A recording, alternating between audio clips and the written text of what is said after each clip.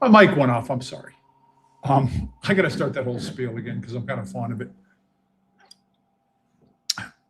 I would like to believe that you guys find my commentary compelling, some of you, anyways, not all of you, because I served some 3 decades as a racing secretary, assistant racing secretary, host of a viral in-house handicapping show, weighted some 200 handicap races to the official morning line on maybe 40,000 races, and also worked as a placing judge, claims clerk, paddock judge, you name it, I did it, in addition to training maybe 200 racing officials, supervising them, many of whom went on to outrank me, become esteemed stewards. But fess up, I think the real reason that some of you guys tune in is that you're aware that I operated the infield teletimer for a while at Mountaineer, and that's kind of like the horse racing equivalent of the Zamboni driver in hockey. And it all started when the guy who set up the system, some kind of a nerd, he was like some kind of a technical genius, and he set the whole system up, went on vacation, and I was the only official, and this included the morning clocker too, believe it or not. I shouldn't even say this, who actually knew the polls. Okay, and you had to know the polls because the eyes were broken, and you had to stop the mechanism when they came to specific polls, the designated points of call, fractional points of call in the races. And you had to use landmarks, like look across the river and see the smokestack in East Liverpool, which was the half-mile split on a 5.5 furlong race. I kid you not. So anyways, this did not end well for me. And the reason it didn't end well was not because I committed an intentional and egregious error. One winter afternoon when the track was hard frozen over, and the first race, which was really slow, slovenly, $2,500, never two life fillies and mares, went 6 furlongs and literally like 1:10 and 3 or something like that. So we had an open allowance for males later on that day. And I'm thinking, my goodness, man, they're going to go like 6 and change if I clock this race correctly. And I'm going to be laughed out of Hancock County because nobody would ever buy that the course was actually that frozen over and that fast. I would be ridiculed. So I started the mechanism before they even loaded the last horse. And the official time on the race was something like 1:15. I'm serious. About 1:15 for good open allowance horses, whereas a 2,500 two life fillies and mares went like 5 seconds faster earlier on the card. Believe it or not, nobody caught it. Nobody said anything about it. That's not the reason I got canned from operating the infield teletimer.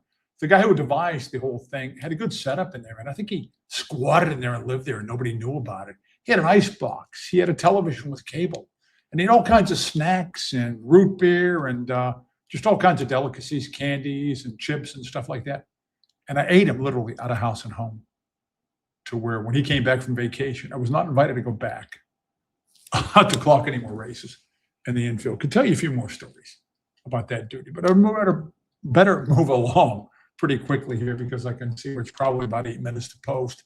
4 turf races, card of the night, as the mountain continues to make up for lost time and lost grass action last week when it was strictly dirt. The main track is fast and the turf is firm.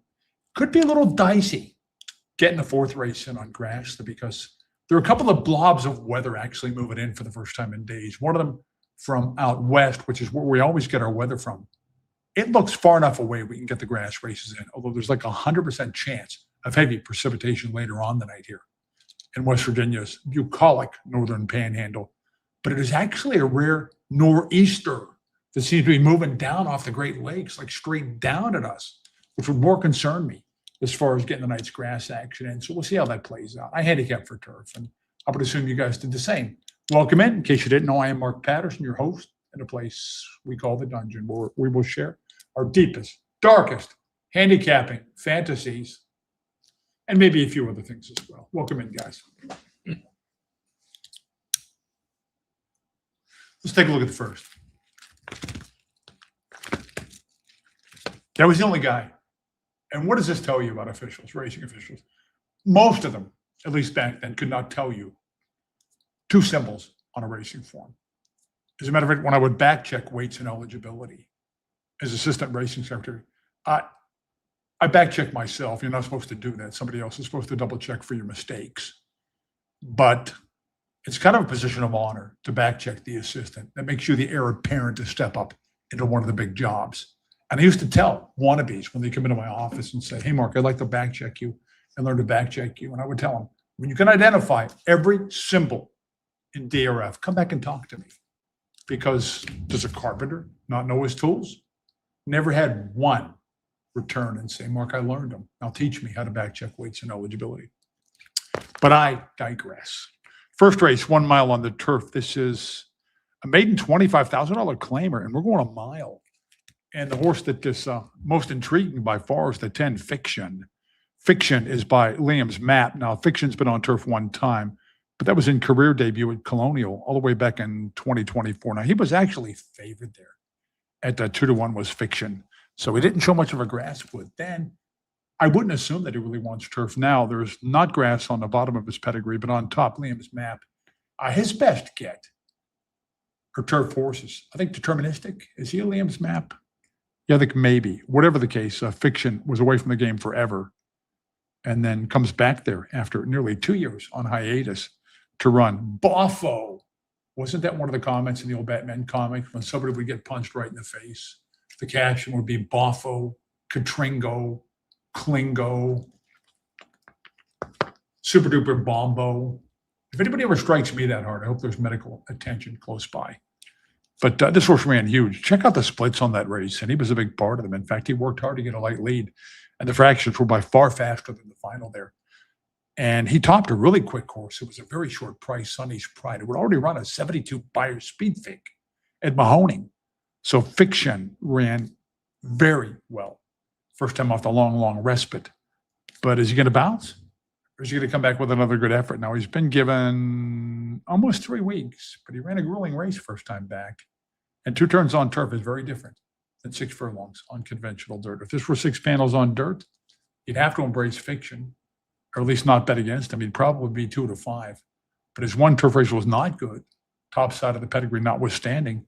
And he's being asked to go 2 turns here, Fiction, with just his second regulated racing activity since November of 2024. So there is that. Robert Lee shows Tampa, Fairgrounds, Churchill.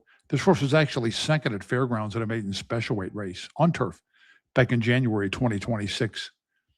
Now, he tailed off after that, came back, didn't run quite as well, still well enough to beat this field with that 62 speed fig.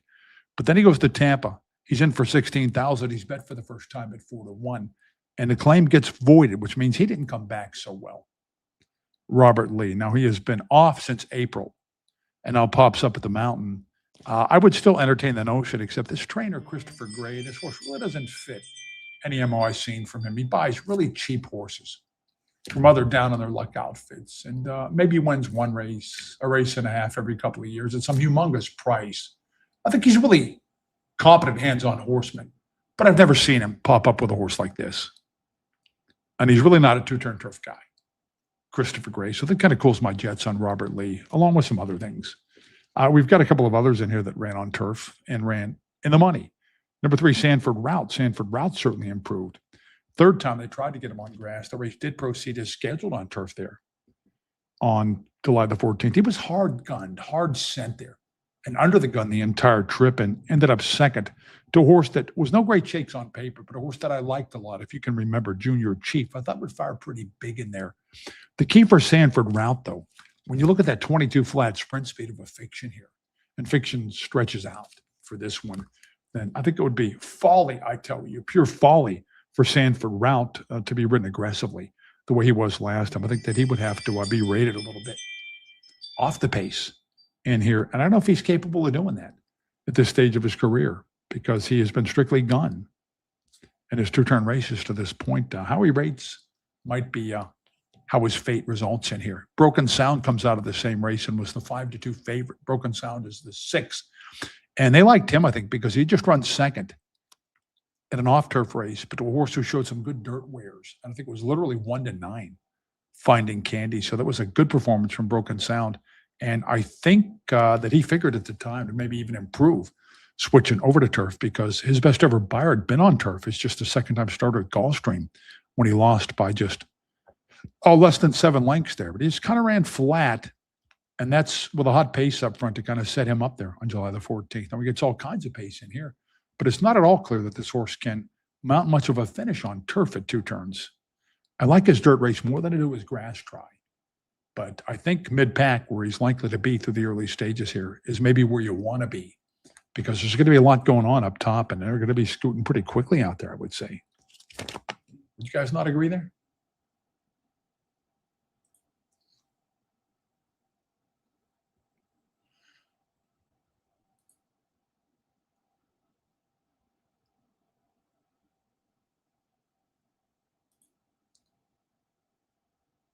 I'm checking the board out right now. Fiction is the 9-5 favorite. I would be a little more inclined to bet against him than on him, but I don't really have a really strong candidate here that I think is going to mount the kind of finish that I think this race will set up for.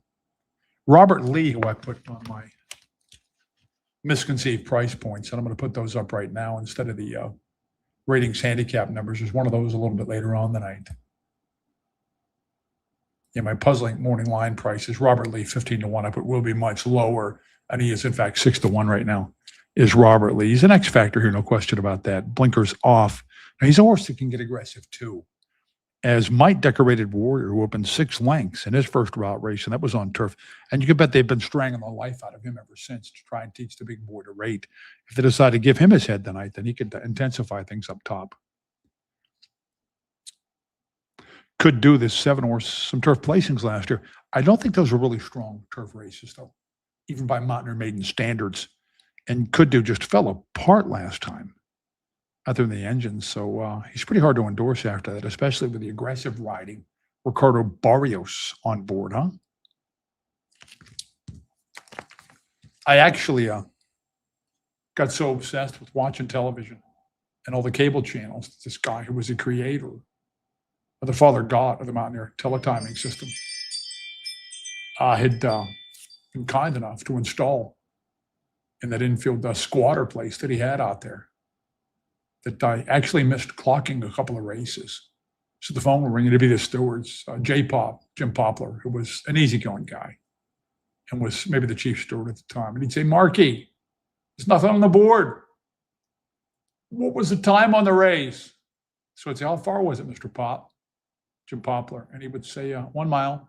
So I said, oh, let me check the inner display, Mr. Poplar. I wasn't going to tell him I missed a race because I'm watching TV. So I said, okay, 1 mile, 24-1, 48-2, 114-2, 141-4. Thank you, Marky.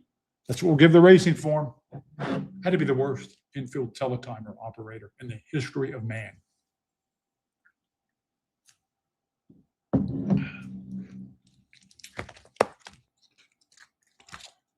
I've got some trip notes, some trip and position notes. I'm trying to recall how I termed them. I'm going to put that banner up right now as well.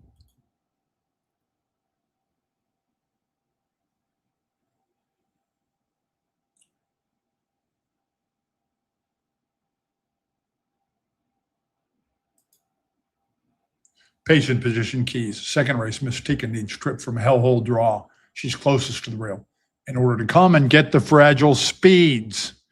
I do like her chances a little bit to do that in race number 2, Mystica, contingent on some kind of a trip in there. And that's difficult to predict because she didn't have much speed at all. And things could get a little tight and a little hectic in there from the inside at 5/8 on the turf. As far as the opener goes, I'm going to pass it. I'm going to Pasadena. I wish you guys all the best. Back with you after the race.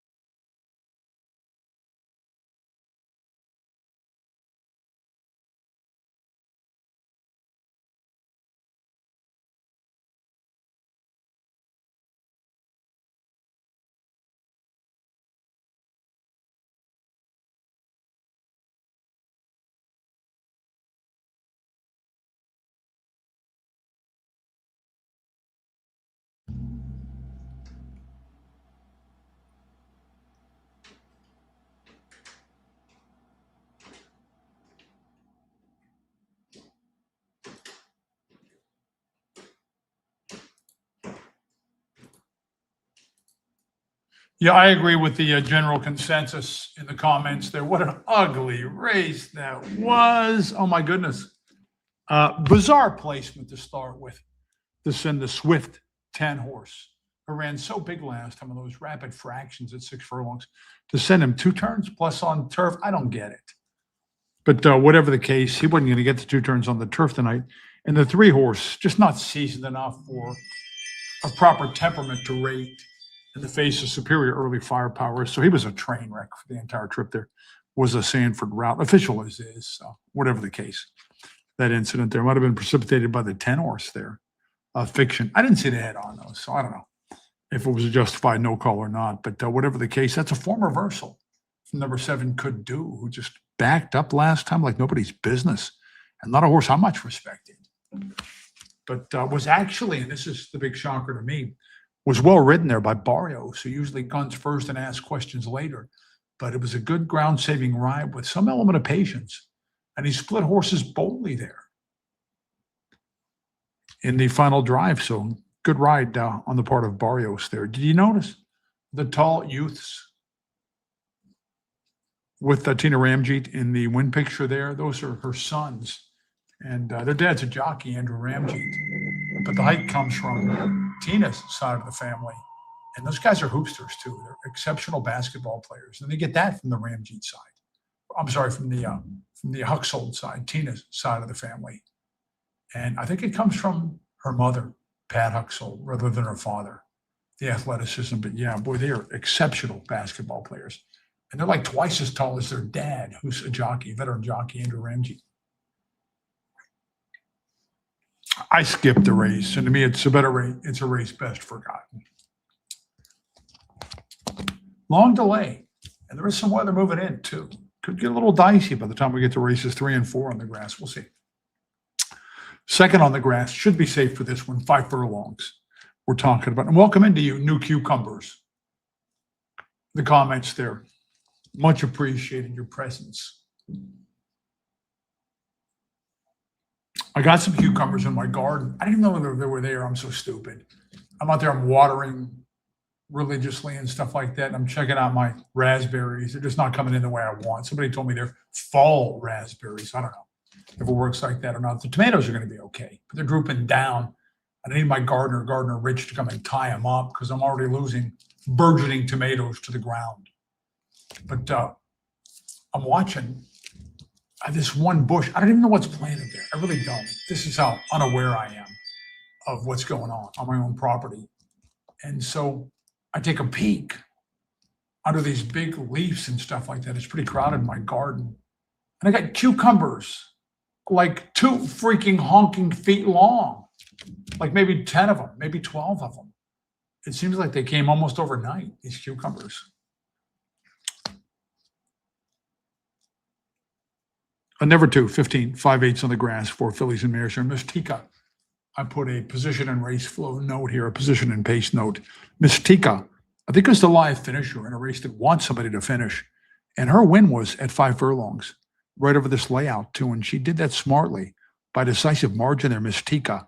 She's a dirt hater, so I don't care about her most recent race doing that off the turf job. And it wasn't all that bad to begin with because Sexerito opened a big lead there and came up bigger than expected, I think, in that off-turf event. Had route strength, but went to the front going 6 furlongs there. So not a bad effort, second start of cycle for Mystica. Mystica tuned up over synthetics the time before, but it's turf that is her bag baby. And she did win over this layout at this distance to Mystica. But she needs some racing luck on the inside because things could get really hectic in there.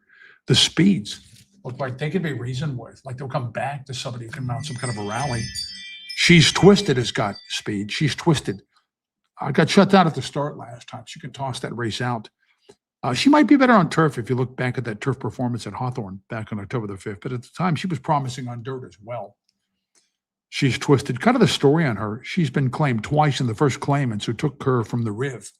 Not always a good idea. Master Horseman there got caught holding the bag the next claimants. And that's this crew.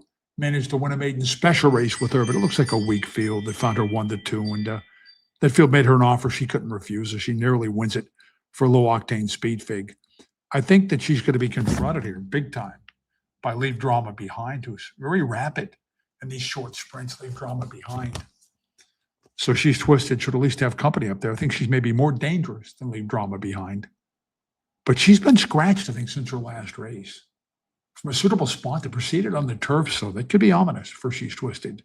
All in all, when you look at Leave Drama Behind in her most recent race, maybe one of her better efforts, because she went without the lead and ended up third. Still held a piece of that in a fairly big field. So when she gets to front, she could be a lot tougher than she showed last time, and took a tough beat second in an allowance last year at 4.5 on the turf after getting a lead. So I don't think she's hopeless to hang on if she manages to top the 4-horse here in the early going. But her record kind of speaks for itself. 1 for 23, and she quits for a living. Leave Drama Behind. In fact, if you don't look at the 440, she's lost ground or position in the final drive of every single race of her freaking life. Leave Drama Behind. Then you got Bailey's Girl, who is 1 for 1 on the turf. And that was in career debut there. Not so easily done to win in 2 turns on the turf without benefit of any racing experience at all. But that was a really motley race and a bad field that Bailey's Girl faced off with there. Showed she didn't want dirt too much in her subsequent race there. You get her back on grass, and I guess she could be in the mode of closer here, maybe deep closer at 5 furlongs. A little tough to read Bailey's Girl. Dancing Shadows on the outside. Dancing Shadows, a couple of seconds at 5/8 on the turf here. And both times to formidable winners. My Lucky Day, who came back to win big on dirt. And she's strictly a turf horse, My Lucky Day. Better on turf anyway. And the horse that beat her hands down on July the 1st had the ability for Jaybird and blew right to the lead and just put that race to bed quickly. So Dancing Shadows was second to a couple of toughies there. But when you're only going 5/8 on the turf, and those races tend to bunch up at the finish more than dirt affairs do, you've been drubbed when you lose by 3 3/4 and then 5.5. And I've got questions just how good Dancing Shadows really is. I don't know if Dancing Shadows is a whole lot of horse to begin with that 1 for 17 record there and only 3 minor placings. You do get Oliveros, who will get cute and try to tuck over and avoid circling the whole field here. And it's just uncanny at finding seams, but whether or not this filly can sit close enough or is good enough, I don't know. I do think it sets up for her.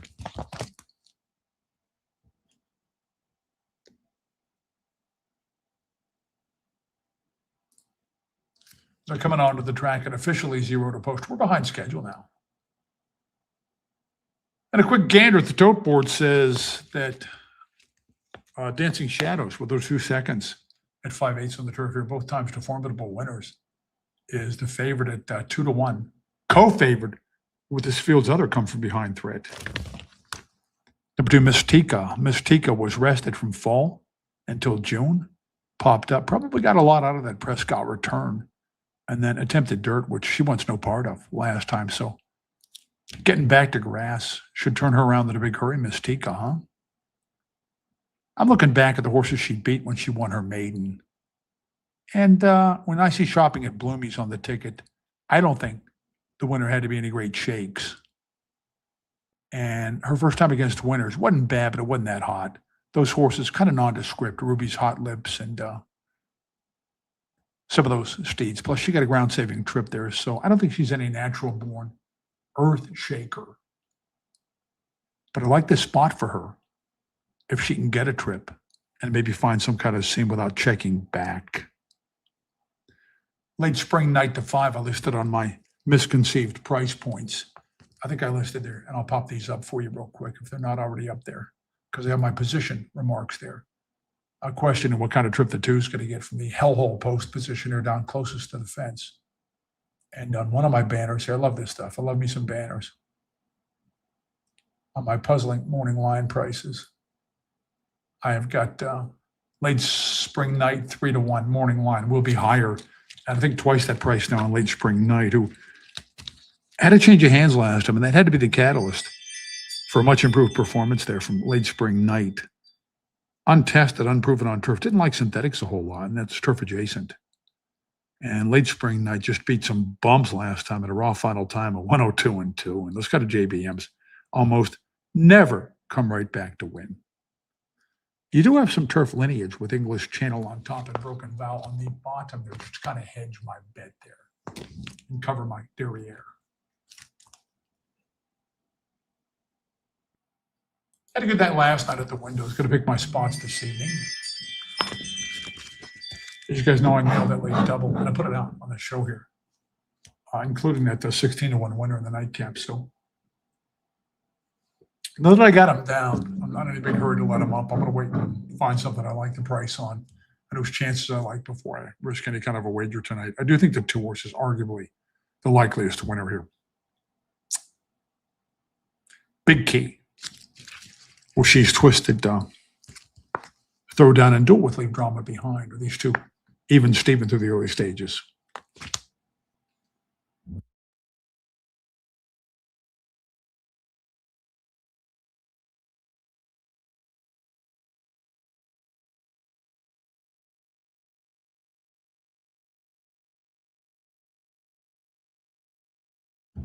I'll tell you guys a good Jimmy Sincere. I know him well before he became a jockey when he was a too fat to ride Gallop boy. Jimmy Sincere. You well remember him.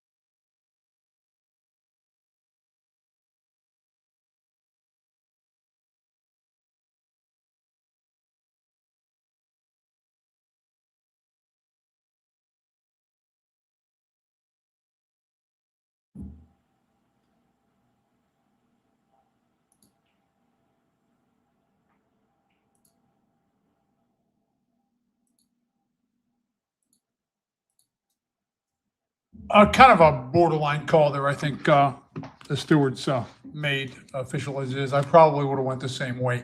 I kind of call stuff like that survival of the swiftest, although there's an old expression that stewards have, the first jump or two belongs to you, meaning the jockeys. After that, you belong to us. And that was certainly after the first couple of jumps. And the horse did come over a couple of paths and pinched a 5-horse off. Again, I call that survival. The swiftest is the 6 horses moving faster than the 5-horse was at that stage of the race. I think they looked at it so long and maybe considered taking the winner down because it may well have cost the 5-horse. However egregious or non-egregious the incident was, it may have cost the 5-horse second. So I think that's one reason they gave it a good, long, hard look, is leave drama behind, who ran a little braver last time when racing without the lead, still holding on for a piece. Showed a little more stamina tonight when able to clear that 4-horse. And if we had a crystal ball and saw it playing out like that, then maybe we want to bet on leave drama behind, which it looks to me like some of you guys did. I like a horse in the next race, so I'll tell my Jimmy Sinceri story a little bit later because I'm going to make a bet on this next race. And the tip-off is in my banner here.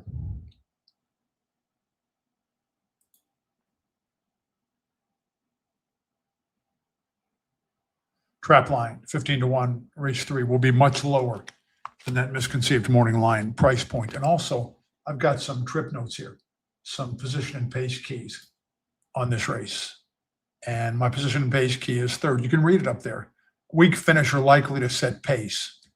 Several contenders tend to hang. And that characterizes the setup here, I think, in race number 3. I think all the components are in place for a come-off win. And this isn't sealed envelopes as we chant in graveyards with hoods pulled over our head at midnight. So I'm just going to tell you who I like here. I like number 10, Trap Line. But depending on the price, it's always price dependent, but I like Trap Line's chances a lot. I like the setup for Trap Line.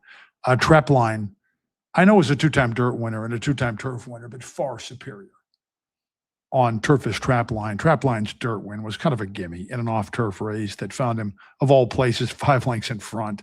This horse has never been in front in his career. Much better on turf. So I'm going to throw everything dirt out completely, especially in the slop last time when he got squeezed back coming out of there. I'm not worried about that. And I like the previous, which was a 4 life. It was a higher claiming price. I think El Onita, who's 2 for 3 on turf, maybe for Dennis Cluley, is better than these horses on turf. So I like that performance from Trap Line. And I'm looking last year, and this horse won at Belterra on the turf, comes here to win, and mustered a good rally both times. And I think that's what this race needs. And kind of hit his apex there at almost 10-1 and a 20 claimer against Small Field. Small Field, I think, is the Shane Myers horse who came off the bench to post one of those Shane Myers fresh-legged turf wins this year. And that's a much better horse than these. I like the setup for Trap Line, and he showed signs of coming around the last time he was on the grass there too. Did Trap Line. Number 3, Bustin' Up. I think also merits some consideration. Bustin' Up has got a race under his belt now. He's a dirt hater, so I'm not worried about that race. Juan Vasquez has won some races this year with horses prepped just one time off the bench. It seems like they're up to speed the second time they start for Juan Vasquez. And Bustin' Up is a 4-time winner on turf with 9 times second. And I'm looking at him, and he was a photo finish second to Lucky Curlin and a much pricier claimer last year on the grass, and worked his way all the way down to $4,000 there. Did Bustin' Up. As a turf season kind of began to wane, he's in for 65. So he's up and down the ladder a little bit there last year, Bustin' Up, and went without victory. But he really fits for this 75, and some of his better efforts could put him right there in the winner's circle. Now, he used to sit back and rally, did Bustin' Up, but in most of his races tends to either be aggressive through the mid-stages or maybe hang just a little bit at the moment of truth. Bustin' Up, on my reading him correctly, you can sometimes sense this just from the box score with the 4 wins, but the 9 times second. And that kind of fits his MO, as I'll bet in a couple of those races he had dead aim. And was a little surprising that he did not garner the victory. Number 3, Bustin' Up, who could get a nice trip from the 3-post here. I think the speeds are going to back up here with a horse like maybe Growth Capital and maybe Grimes also out there winging it. Growth Capital's a 3-time turf winner, but the way he threw it in reverse last time, I can't be real bullish on him. Growth Capital. I like the barn, but he hit the dredges there, man. Down to 3,200 in conditioned races, even if he hates dirt. That I do not forgive. What did Don Corleone say? If lightning should strike my son, that I do not forgive. That's what he said. What did he say? Vitalia's a pimp. He could never have outfought Santino. I'm warming up my vocal chops from my dramatic reading of the public domain horror novel Dracula, which I'm actually going to put here on the website, guys. It's not going to interfere with this stuff. This is still my gig, horse racing. You guys know that. Grimes is 0 for 3 on turf, just one minor placing, and backed up last time going 6. So I don't think the speeds are any big threat here. And I think some of the contenders that stalk the pace have a tendency to hang, including Bustin' Up, who's definitely a contender. Don't get me wrong. And number 7, Maxwell Esquire. Now, I know he's a 6-time winner, but man, he got a good trip last time at a race that saw the winner fight back and forth for the lead the entire way, Mr. Chilly Willie. And with that ground-saving trip, I think he should have mustered a little better finish there, Maxwell Esquire. Now, Oliveros is uncanny at timing it and finding seams on the turf. This horse shows a 1 or 2 too many sprints at 5/8 on his form, and even backed up in 1 or 2 of those sprints for me to really have a lot of confidence in his finishing power at a mile, although I think he's a contender for part of it. And Bustin' Up certainly a contender for all the marbles. But I like Trapline more than I do those 2 ostensible contenders. How many minutes do we have here, guys? Somebody popped me a heartbreaking comment in the chat that my man Valdez, he had 14 homers already in the season, and he came up late to the bigs. Left the game after getting struck on the wrist by a pitch. Does anybody know, and I curse myself when I say this, I jinx myself, does anybody know the Bucco score? Because I haven't checked my phone in a few minutes. Keller was on the mound, I think. And he usually blows up at about, the 6th inning, 5th inning, something like that.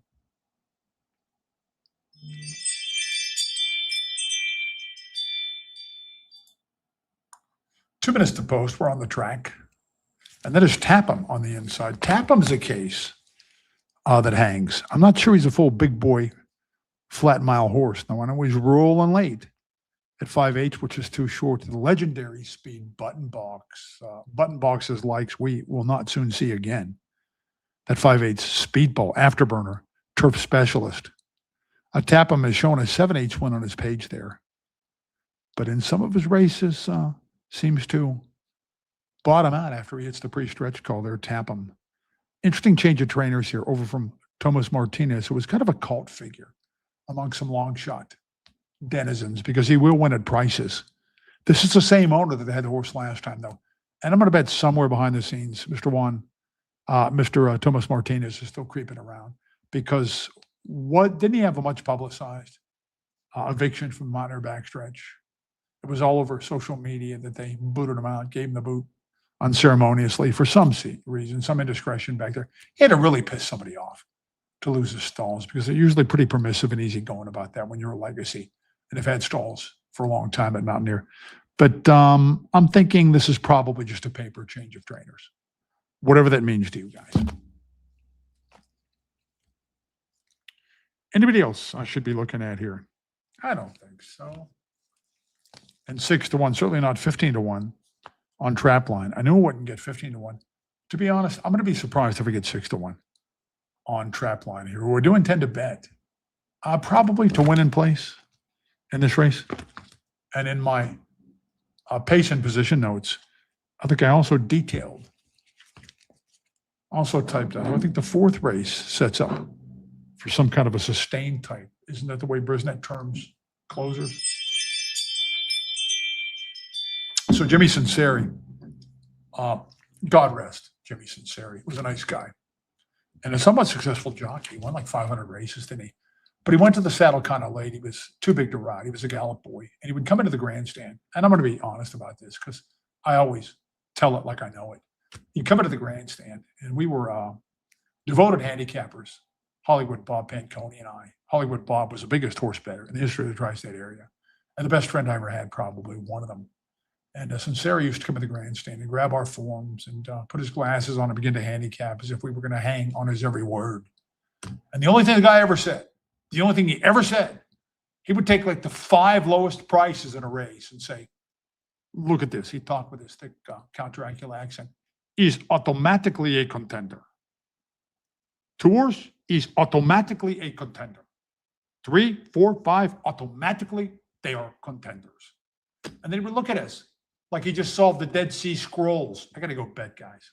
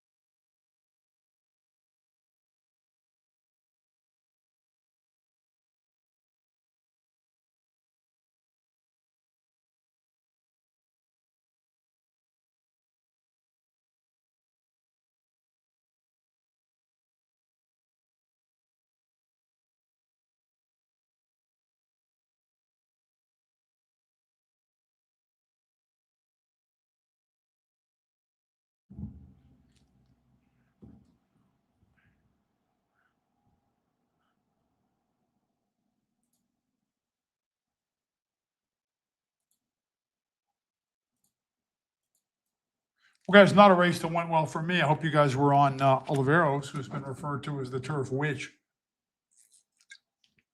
Was a little more patient than the 10 jock. I don't think that made the difference, though, because he just blew the 10's doors off. Once Oliveros asked him the question, even tipped out around the 10 horse there. As the speed holds on to be second, so my read on that race just didn't play out at all. It happens, you know.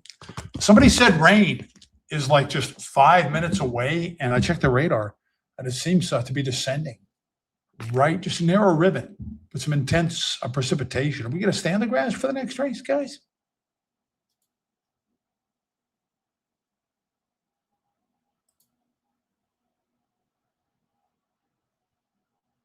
Yeah, I want to see them show the paddock and see if they're still outside the paddock. Let's assume they're on the grass for now. They're going to stay on the grass, guys. Yeah, Jimmy Sinceri, I know he was active with the Disabled Jockeys Fund. It was well respected, too. Nice guy, super nice guy. Couldn't handicap with a lick, though. One grassy mile, maybe, for the fourth race, 75 wide opens we're talking about. And I think this race, I thought the last race set up for a closer, for a finisher. It kind of did, but not the finisher that I bet. This race, man alive. What about the strange case of number 9, Lord Ante? And guys, it is not quite as late as it would have to be that dark at Mountaineer right now. I'm looking at the feed there.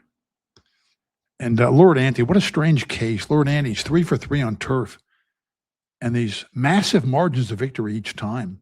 So why in the world was he dropped down to $4,000 there on September the 7th? And this has got to be the stupidest, most puzzling placement in history. This horse is 3 for 3 on the turf, and God knows what kind of grass horse. And obviously, he's got some serious issues because he wins by 6 for 12.5. They put him back for 4 next time, even after he reestablishes again just how good he is on grass. And they're inside now, so I'm going to guess maybe it's raining outside, guys. Wonder what's going on out there. I'm not sure I should be talking about this race in terms of turf.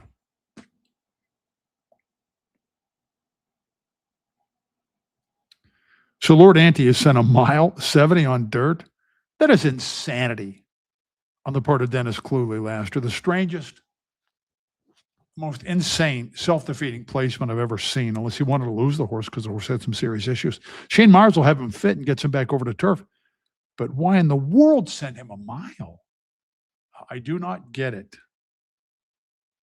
I do not understand it. But, man, he's going to be ensuring a fast pace out there, very quick pace. The one-horse Light Fury with 6 wins was pinched back at the start last time. And that was a dirt engagement. Nestor Rivera still owns this horse, was a listed trainer last time, left him here with Jaybird. Sometimes the Ohio barns do that because they don't want to take heat from the racing sector necessarily for running a horse here with himself down as trainer. Although he's still out in the open as owner here. And he's gotten some good horses up from Florida that he's won allowance races with off claiming Florida forms, allowance races in Ohio. So wouldn't give up on this guy just yet, Light Fury. Despite the DNF there. The pull-up loses by 53 lengths, and they kept counting. Sometimes they do that. So a horse can get paid the jock amount and officially, quote-unquote, cross the wire. Placing judges sometimes decide if a horse is officially a finisher or DNF'd. Little tidbit there for you. Eased and walked off. Man, this horse hates dirt, huh? It's come to hate dirt. Back on turf. But what's he going to do with Lord Ante in the same race with all that raw 5 furlong speed, man? Weather delay due to lightning. So the race has not been taken off the turf yet. Should I keep talking about this affair like it's on the grass? Old Flag, I think it sets up, obviously, for a finisher. Old Flag is 0-4-3 over the mountain lawn. Did I misread that El Onita race? Was it not as good as I thought, given how Trapline fell apart in the late stages? And did I underestimate the Mr. Chilly Willy race, from which that winner emerged, Maxwell Esquire? Legal Titan went out there and ding-donged just his second start of the season. Third start, he should be with the screws down tight now. Finucane, when he's the owner, that's when you got to watch. Pay really close attention to the Wally Jenkins trainees. Wally Jenkins never wins a race if Finucane's not the driving force and calling the shots. Legal Titan can be rated. Tends to get aggressive earlier through the mid stages, but he can be rated well behind the pace early. And I think it would behoove Mr. Palkar, who went MIA after that historic 11 consecutive streak when he was teamed up. And this never got enough publicity with King Clouston. Remember, year before last? But anyways, he needs to sit on his aggression here and relax on Legal Titan. Just get good and relaxed. I think Old Flag won 3 in a row last year on turf. Did he not? He might have. Let me check him out. And this is irrelevant because I think we're going to come off the grass here, guys. So I'm checking them out. I keep the form pulled up here in a separate corner. Now, they weren't in a row, but 2 of them were Colonial. One was a Gulfstream. Old Flag. Not a stone cold closer. Makes this stout move, at least lower turn. Sometimes around the far turn. Small field is really good. Who beat him last time? Classier race. I don't think it's a negative drop, even though he was just beaten ahead for 17.5 because he originated when beaten in an 8-claimer at Gulfstream. So they couldn't have given a lot for this horse. Old Flag. Now, he did burn money there. And I might have to rethink that Oneida race from June the 16th. Now, he's the likeliest winner. I think that's really apparent. Old Flag. Legal Titan would need to be ridden with some patience. He won an allowance race here last year on the turf at this distance, but got way more aggressive than would benefit him in here, that's for sure. He has come from off the pace before. And what about Jay Bird and Oliveros for 2 in a row here? Valentine Bug, a synthetic creature. You can see where they went to Prescal. In fact, that grass track could have been a design prep. But whatever the case, does have the 1 win on turf, and it was right here. And used the right style. 2 consecutive bang-bang finishes on grass, both times from well behind the pace. So he can get relaxed here, Valentine Bug. And maybe rates a look-see with his 12 career wins. Shane Myers, 5 for 6 on the year, and I think 3 of those winners were with returnees going 2 turns on turf. So he's going to have Lord Ante fit. And my goodness. Also, waivers Lord Ante from claim here. Doesn't want to lose the big guy for the 75. Who knows what kind of turf horse this is, but obviously some issues, or he would not have been sidelined so long after getting claimed, unless that was because grass was over for the year. But why was he dropped down to $4,000 there on September the 7th? That's the million-dollar question. Could Shane Myers actually pull this off to win it a route with his 5/8 fireball off this kind of a lamp? Is that even possible? And all this commentary goes out the window if this race comes off the turf. And I mean all of it, baby.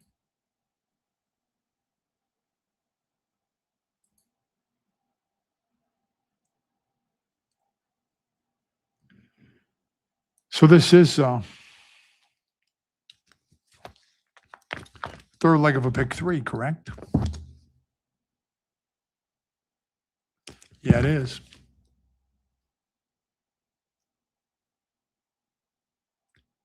And the second part of a daily double to boot, so they will not want to take this race off turf, for sure. But may well have to.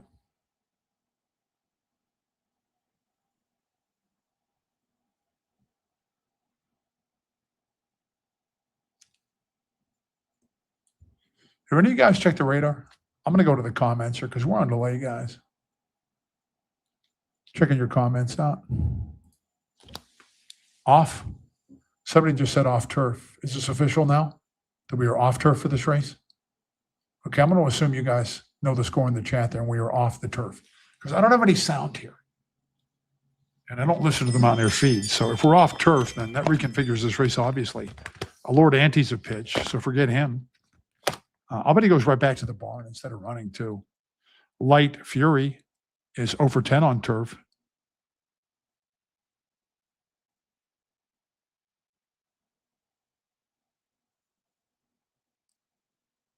But if they scratch Lord Ante, he's going to get the lead to himself here.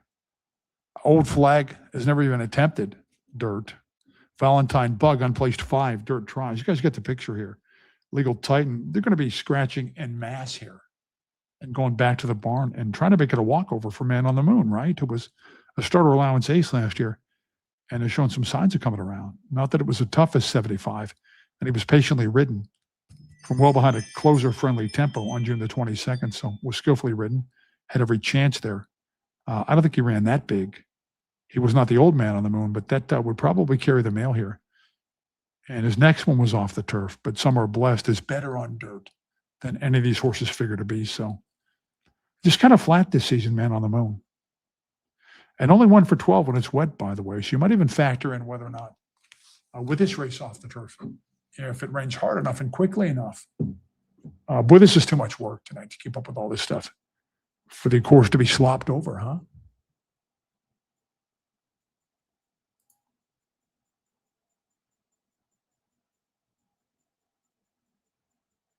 Lightning delay.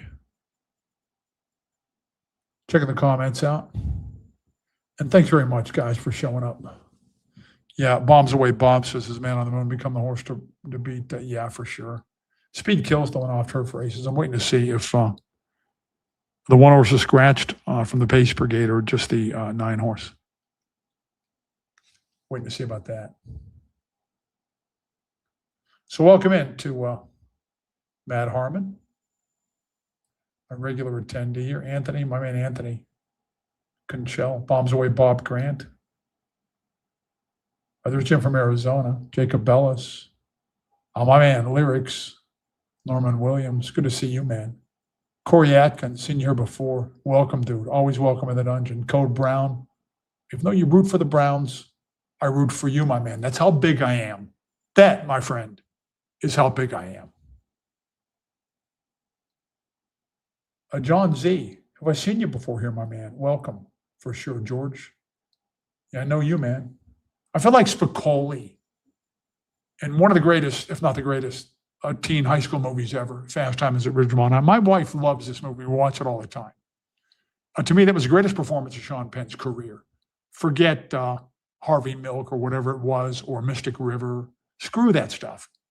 His portrayal of Spicoli was so spot on as a high school surfer dude burnout that it ranks up there in the pantheon of his greatest performances. And you know what I feel like going through the chat here? I feel like Spicoli when he walks into Mr. Hand's class.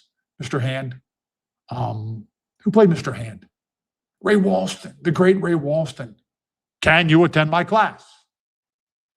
If not, I can make you. I sound a bit like Ray Walston, by the way. Give me some props for that, guys. So anyways, Spicoli looks up when he walks in. This is what I feel like going through the chats and putting out the official greetings to you guys. Spicoli says, hey, I know that, dude. Hilarious shit, man. Just funny stuff. Rex, Ace. Thanks for showing up, guys. Lloyd. The guy's a good handicapper. He called it a long shot winner last night, I think. Chris Connors. A lot of good handicappers in the chat. Chris, I'm sorry if I sunk you on my 10 horse in the last race, my man. Apologies, but I don't give refunds. I'm not a tout, though, guys. So I don't put numbers, splash them all over the screen. I'm an analyst, and you guys are going to know who I like, but then I'm done talking and what I'm going to bet on. And there are a lot of races I'm going to pass because if most horse races don't confuse you, then you don't know enough to be confused. Believe me. Not an event that lends itself to predictability. Horse races are innately chaotic. Platinum Pirate.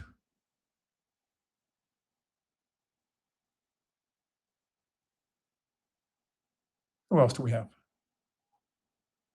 I don't want to miss anybody. If I'm missing you, then apologies. Dave, my man David. Shable. Tom Kurtz. Volleyball? Did you play volleyball, dude?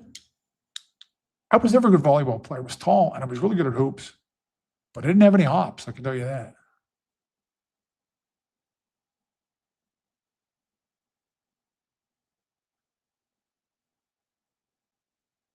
So somebody plays at David Anderson. He is David Anderson High School. He is in nearby Lisbon. Yeah, I go through Lisbon a lot. What an historic town it is. It's like you're walking back in time like a century, and in a very good way. Lisbon, Ohio. It's just beautiful. Spellbinding place. MK 1847. Good to see you, guy. My man, MZ, we're going to call you, Michael Zeisler. I've been texting back and forth with a little bit. And you know what? When the simulcast show that I hosted, when it completely went viral, it was popular and gaining traction right from the outset, because when I got the gig along with Rick Michael, I decided we weren't going to do it the way most handicapping shows had to that point. I wasn't going to be satisfied with the one is consistent, the two has speed, the 10's got a hot trainer and drops in class. No. I was going to take a deeper dive. And I think it was one of the first, in all fairness, to offer any even mild criticism, one of the first of jockeys and even trainers, and they do not want to be critiqued. They want the recognition, but not the flip side of that. I think I was fair, though. I never took gratuitous shots. But when the show really took off, and I was named one of America's top 10 horse racing analysts, television analysts by Horse Player Magazine. And but when it really took off is when I started to put my phone number out and make the show interactive by receiving and commenting on texts during the races. So you guys, if we're not here and you're not in the chat, you're not in the comments, you can text me, man. And I'm a night owl. I love to talk racing. We can talk other stuff too, because you guys are my friends and not my viewers. And I can be texted at 304-224-4339. 304-224-4339 as I keep pattering here, trying to kill some time. And you know what? Time killing on television is one of the big reasons I got the Mountaineer gig to begin with. When Mountaineer launched its own show, I think, the night before the West Virginia Derby in the year 2000, year of our Lord 2000, because I had done the West Virginia Derby in 1998 with Chris Lincoln, the great man, Chris Lincoln. And I was supplying advance info to him via fax on the West Virginia Derby probables, because I was the chief recruiter for the race and kind of Mountaineer's informal stakes coordinator as well, one of my hats. So I knew all about the horses, and I'm faxing him all this information. And I don't know if he's digging it or even reading it, but when we go to the ceremonial Derby post-position draw breakfast, the great man is in there. The charismatic Chris Lincoln just fills a room with his charisma and his smile, and just such a really good guy too. I've seen him when people aren't watching, and how charitable and kind he is to people when he doesn't have to be. But whatever the case, so he stands up, and I'm there with all the company bigwigs. The good owner, Ted Arnault, and the general manager and stuff like that. And so I am kind of a cult figure as a racing official, kind of known as the guy with a really sharp mind who is very valuable as a racing official, but I'm not known beyond that in the company at all. So Chris Lincoln stands up, the great man, and says, and all eyes are on him, baby, because this is like God visiting Little Mountaineer at the time. Stands up, gets on the mic, and says, "Where's Mark?" I'm looking around for some other Mark. He said, "I found my co-host for my ESPN telecast of your own West Virginia Derby Saturday night, because you people, whether you know it or not, have a true racing expert in your midst." And you know what? At that moment, he changed my entire existence, and I shall ever honor his name. It's almost as if a great king rode through and asked me to bow down, tapped me on the shoulder with his sword, and said, "Rise, Sir Knight, into a new life." And it gave me status at Mountaineer. It gave me an identity, and it gave me the inside track from when we launched our own show. But anyway, on the topic of this weather delay, when we did that telecast that Saturday night, I was nervous as hell because I'd never even given a speech in school. But he was so easy to work with, and it was almost like a safety net, just looking into those remarkable blue eyes. And I'm as straight as a person could be, but the man has beautiful eyes. It's Lincoln. So anyways, so lo and behold, some of the prominent jocks were late. And in a very controversial decision, our then director of racing, Rosemary Williams, decided to hold the whole shindig up for about 25 or 30 minutes, maybe 35 minutes, for the jocks to arrive from the greater Pittsburgh airport, Pat Day, and pilots of that ilk. So Chris Lincoln and I have got to fill 35 minutes. And I guess we did so rather skillfully and kept it entertaining. And I kind of weaved some stories about old water for the history of the place and how to handicap Mountaineer. And I guess I brought it together seamlessly. And I think management was somewhat beholden to me for covering that time, that controversial time during which they stalled out a $500,000 horse race, or then maybe a $400,000 horse race, whatever, in order for jocks to arrive from the airport. So I not only got employee of either the year or the 6-month period, but also I got the inside track from when Mountaineer launched its own show. And the word still was, when the job was up for grabs, to do the Mountaineer feed. But I wanted to do it so bad, and that ship was only going to sail once. And I knew it was a job that was made for me, because I was a degenerate bet a long time before I became a racing official. And scurrilous rumor would have it, even after I became a racing official. But I wanted it so very badly. And there were other candidates, professionals, and I was green. I'd only been on television one time in my life.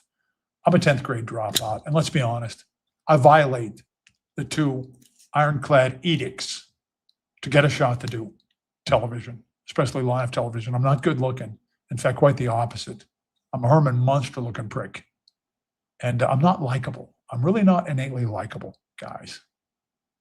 So I'm thinking they'll never put me on TV, but I wanted it so very badly that it's the only time in the world I ever asked management for anything. I was friends with Rosemary Williams, Mountaineer's dynamo of a director of racing, who turned the place around and dispensed with the old cronyism system, the old buddy system that the place used to run on, and installed a meritocracy.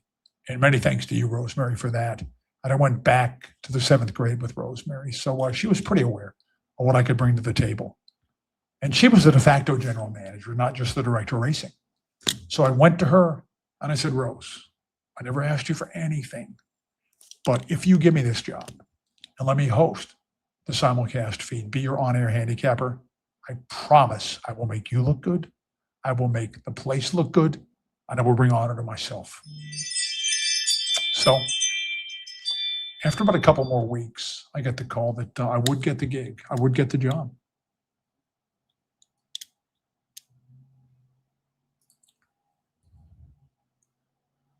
So who's scratched here, guys? Let's check that out. Jerry is in the chat, and Paul hailing from Fountain Valley.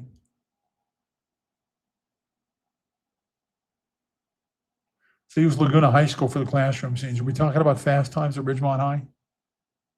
Are we talking about that? I was thinking about doing a video, kind of a biographical thing, because a lot of people seem curious about it. I've done some viral, some legendary YouTube interviews, and at least 1 or 2 of them, they wanted to talk about me more than my work as a horse racing analyst. I don't find myself interesting, but it seems like they did. And I'm thinking about doing a video on my lost decade, the 1980s, when I handicapped for guys whose last names ended in vowels, and some pretty colorful stories involved there, guys.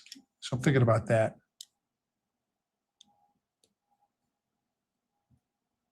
So anyways, it is just for this kind of patter that I got the gig at Mountaineer.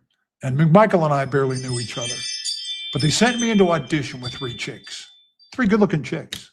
McMichael was the only one that knew horse racing. So I knew she had the inside track. They wanted to go guy girl, the co-ed thing, you know? And I barely knew McMichael, but I kind of saw her as my ticket to get the male half of the gig. So when Rosemary asked me after my audition with Nancy, how'd it go, Mark? Kind of a loaded question. I said, oh, it went great, Rose. It went great. I've known Nancy forever, and we're great friends, even away from the racetrack. So the chemistry would be there. So Rose smiled. I think she already had it in mind to pair me and McMichael, but I barely knew Nancy before we started that gig. But I gave Rosemary, the director of racing, the impression that McMichael and I were inseparable pals, which we weren't. We became friends over the course of sharing the camera. We had our differences. We had a distinct and sometimes volatile differences about how to do a handicapping show. And I'm not saying I was always right or easy to get along with, because I have an ego that's pretty well known to people that know me. In fact, if you went around Mountaineer and asked some of the people who were not exactly crying in their Cheerios when I got escorted out, they would tell you, oh, that arrogant bastard, good riddance. I am known as a man who doesn't suffer fools, but I am very friendly in person. I am extremely approachable. And you know what? You guys are invited to visit me here in my house, man. If some of you guys had planned to come, I would very much be digging it. Just with one caveat. I don't go to Mountaineer anymore. I'm not saying I never will, but those feelings are still a little bit too raw. Now, I'm not a victim. They didn't do anything wrong. It is customary to escort somebody out when they relieved of employment. They didn't fire me. I quit. They just exercised their option for me to leave a couple of days before I think they otherwise would have. Let's check the scratches out here, baby. So we still have Light Fury listed to run. And then we come down to Man on the Moon, Legal Titan. Some of these horses are going to scratch. Old Flag is out. So they took that big boy back to the barn. Valentine Bug is out. And certainly Lord Ante is still slated to run. This horse can't stand up on dirt. And has never even tried to get a route except for last time. And look how that worked out. Are you kidding me? Are you kidding me? They're trying to hand this race to Man on the Moon on a silver platter, and he's going to be priced accordingly here at 8-5. He's going to go down, right? He's going to go lower, I would say.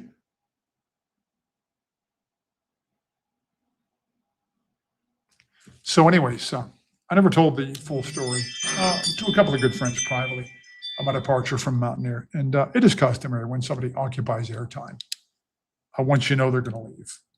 If you think they're at all disgruntled, to remove them from the air. They do it with disc jockeys and television personalities all the time. I think what I said that really set them off, and I know what I was saying. I am cognizant of every word I say on live television. You got to be. Doesn't mean there's much of a filter between my brain and my mouth. So when I went on the air, I simply said, the rumors are true. I am leaving, and I am forever beholden to you guys, you viewers, you Mountaineer players. Not so much beholden to management, because they come and they go. I've been through like 11 GMs, numerous directors of racing, 5 or 6 iterations of ownership. And I want to stress again, I am not necessarily grateful to them because I never served them. I served the place. And I serve the players, and I always consider those things to be a higher purpose. I think that just pissed the living hell out of them. Not that it was necessarily my intention, but nor was I really shocked when they marched me out the next morning. But to be really honest about it, guys, I don't think it was me touting what I then viewed as an upcoming endeavor to launch out on my own and maybe do something like this. I don't think that's what got me escorted out or had them accelerate my departure when I had already resigned. But I bear them no ill will, just some kind of raw feelings, which is understandable.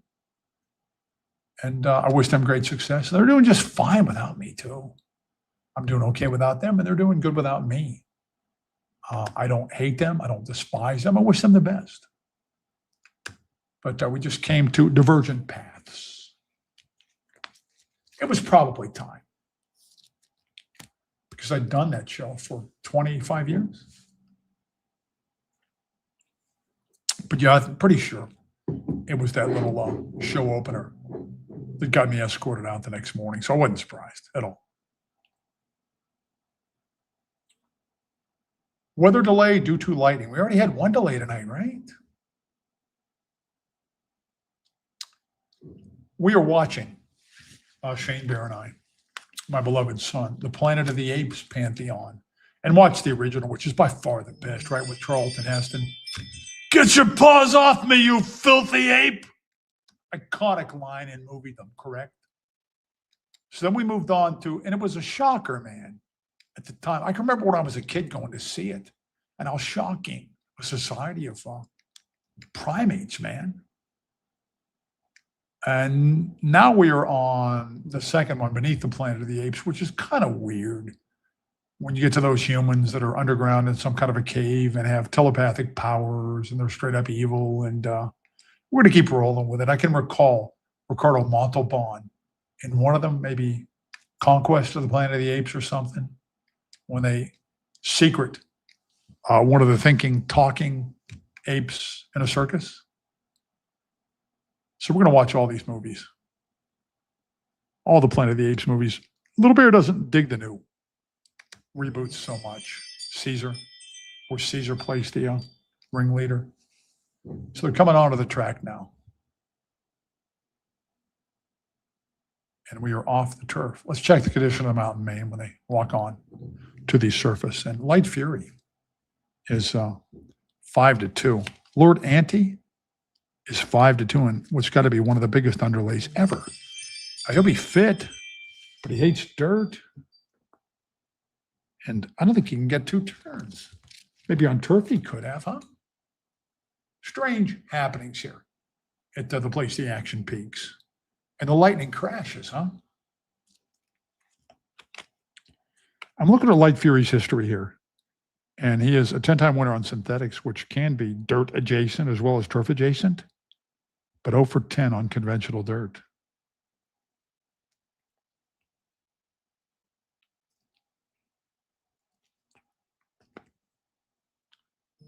Am I missing something here, guys? The mountain main still looks fast to me. Yeah, the main track is still fast, even though we're off turf, and that would be because of the footing. If it becomes slick, even from a light rain. And that's one reason the jocks don't want to ride a grass race after dark. And could that maybe be another reason? There are lights on the grass course at Mountaineer, and they have conducted a race or two by mistake after dark on the grass. You had to be careful. One of my jobs used to be when I would fill in as racing secretary, and even as assistant, a lot of times to configure the cards and decide which condition book race is going to be used and what it goes as on the program. I had to be careful not to slip up and use a grass race as a later race because the jocks wouldn't do that. They didn't play that. Homie didn't play that because they didn't like the dew to set in and the turf to become slick. So I doubt if it's some kind of a deluge down there that has made the turf all soggy like the DC International Fort Marcy circa 1968 is maybe slick from a light rain to this point. The mountain main is still fast, which I think would enhance number 5 Man on the Moon, who is a 9-time winner on fast conventional dirt. Kind of versatile too, can adapt to the pace. And I think in this race, patience would be a virtue, correct?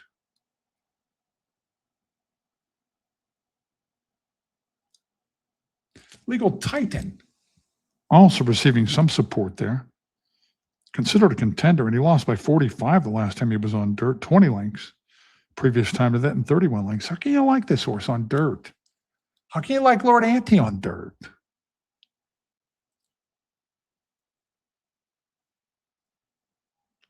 Given the possible pace outlook, how can you even like Light Fury on dirt?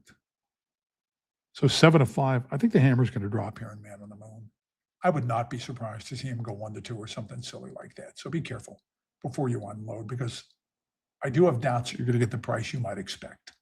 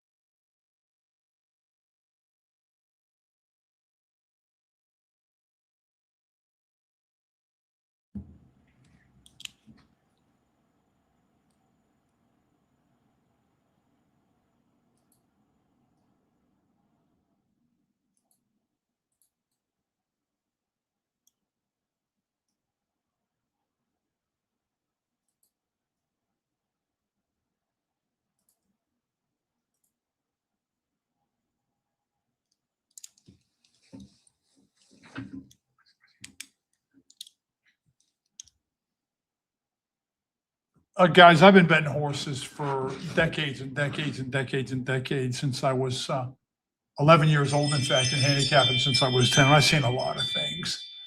You can't show me anything that happens at the racetrack that I haven't seen 10,000 times. But there were some real shockers there. Let's start with the horses that did not go back to the barn. Like the 9-horse Lord Ante. Why in the world would you send this horse 2 turns on the dirt? I don't get it, because you can bet that Shane Myers had him dead fit, because fitness is his calling card. So it's not like he's going to need the outing, and it's a wasted race for Lord Ante. Why doesn't Light Fury go back to the barn? Now, Jay Bird is really scrupulously conscientious when it comes to his horses. You can bet that he got Rivera on the phone there to make that call, whether to go and run with Light Fury or not, or take him back to the barn. I thought that was a little surprising also. And they pay the horizontals there with Man on the Moon. But if you get the race favorite there because one of your turf horses was scratched that you had in the horizontals, how cursed are you that the 5-horse doesn't go off favored? If ever a horse deserved to be favored, when this race comes off the grass, how can Man on the Moon not be 3-5? That is insanity for Lord Ante to be wagered on, for Legal Titan to take play, for Light Fury to take play. Man on the Moon could have well been 1-5, and I wouldn't have batted an eye. I can't believe 2-1. In fact, I kept waiting for the hammer to drop. But in the meantime, I said it's free money, so I'm going to make a big win bet. So I bet 100.5 to win on Man on the Moon there, because I didn't think he could lose the race. I thought it was really apparent when it flips over to dirt. And 2-1 on him is going to go down as one of the greatest mysteries, inexplicable mysteries in the history of mankind, along with the pyramids and Stonehenge and the lost colony of Atlantis. The location of Jimmy Hoffa's corpse. I think 2-1 on Man on the Moon with an extra 20 cents thrown in is going to be, it's going to go down historically as one of the greatest mysteries in the history of mankind. I am astonished in a very good way that Man on the Moon pays $6.20. Beyond that, though, you've got my sympathies. If you were scratched when live in the horizontals there and ended up with a favorite, with a dead favorite, an absolutely dead favorite there, just an untenable chalk, that's insanity.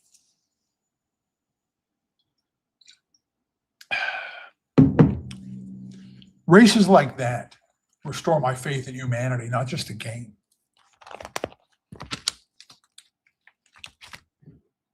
Opportunities do exist. Just astonishing turns of events in Mountaineer, guys. And we're only halfway through the program, 3 minutes until race number 5. Are they going to speed them up a little bit here? This was always drawn up for dirt. This is nominators twice in 12 months on a fast mountain main. More rain moving in, but I don't think it's here yet. Another blob. Nominators twice in 12 months, generic condition. These fillies and mares, when they go 2 turns, they consternate me. Obvious standout here is number 5, Vintage Sparkle. Vintage Sparkle, a 13-time local winner who won some West Virginia bred races and then got the do-overs in the conditions.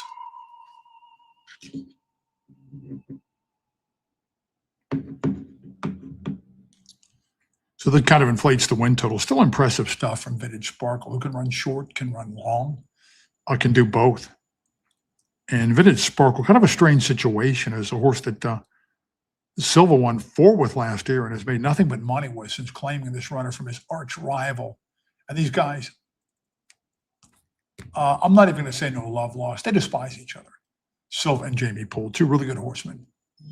And Silva has got to prize her because he made so much money with her after claiming her from his arch rival. So he sells her privately over to Julie Stansbury when Vintage Sparkle needs some time off. And strangely enough, Vintage Sparkle is not even wavered first time back to the races. Now, that is strange stuff because the waiver clause was installed to protect horsemen that give a runner time, the proper time, and expense to get the horse right. So why wasn't Vintage Sparkle wavered? And why was Vintage Sparkle sold to begin with off that stupendous season last year?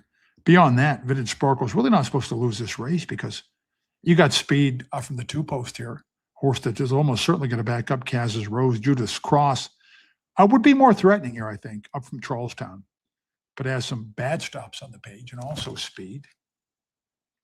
And then Summer at the Shore, who got a good trip last time, inherited halfway down the backstretch and couldn't do diddly about it and folded up at the end and likes to burn money, Summer at the Shore, which does not endear a horse to me.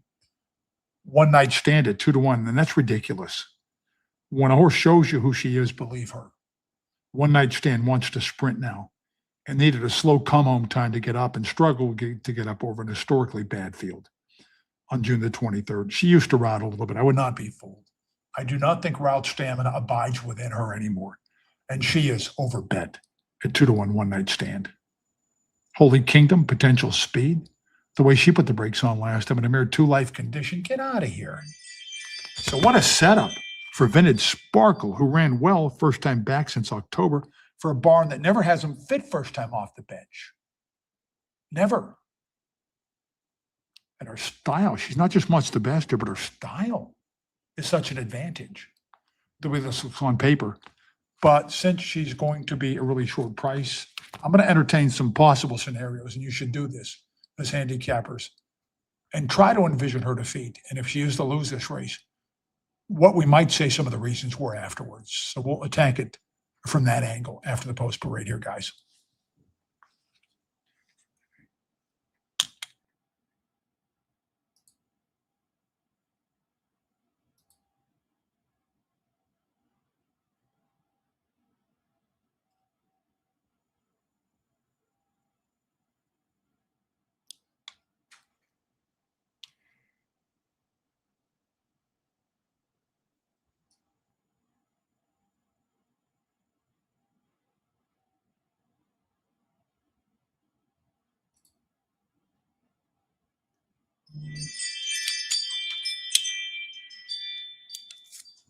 Do I paint houses? There's no Jimmy Hoffa corpse. Yeah, it's just an expression, man. It is just an expression. No, I'm not too good with a paintbrush. You know what? Of all the guys who did work on my house, and I kind of farmed it out to different contractors, the painter was maybe the most disappointing. I think he only put one coat on when he contracted to do 2. I don't think he even did 2 coats. And there were some drips too. When you're going to pay a guy, I think I gave him like $9,000 to paint the place, $8,000 or something like that, to paint the basement and the upper level, 2,200 square feet. You're not supposed to get drips. So he was really disappointing, and I'm not a painter, not at all. I can't operate a roller brush. 2-2, Diamondbacks and Buccos, top of the ninth, huh? If you're trying to beat Vintage Sparkle here, I am curious as to why this horse wasn't wavered last time and why she was sold at all. Makes me believe there's some issues back at the barn. And Kaz Rose, stick with me for a minute here and try to strategize. The way she folded on the lead last time, might they rate her back tonight a little bit and spot the lead to somebody else? And if they concede the lead to Judith's Cross, do we not have to consider that most of the Shanley ship-ups from Charlestown outperform their Southern West Virginia forms when they get here? And some of her races are gritty enough to maybe carry the mail here if she is afforded the lead through the early stages. None of that means I would bet against Vintage Sparkle, who really looks solid here on so many fronts. But if you think you're getting 6-5 on Vintage Sparkle, I've got some land I'd like to sell you here in Hancock County because she's going to go lower. That was my famous remark concerning Man on the Moon in the last race, and I was completely mistaken. Is there some kind of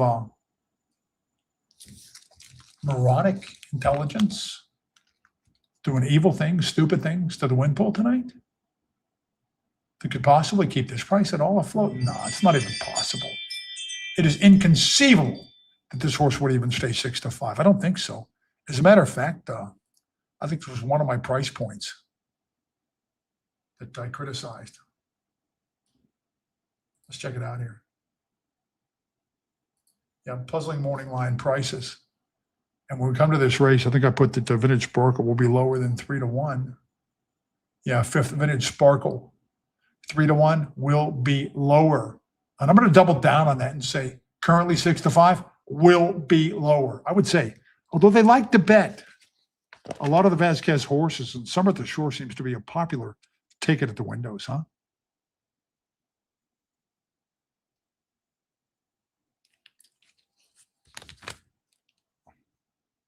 I do not. I hate the outside horse, by the way.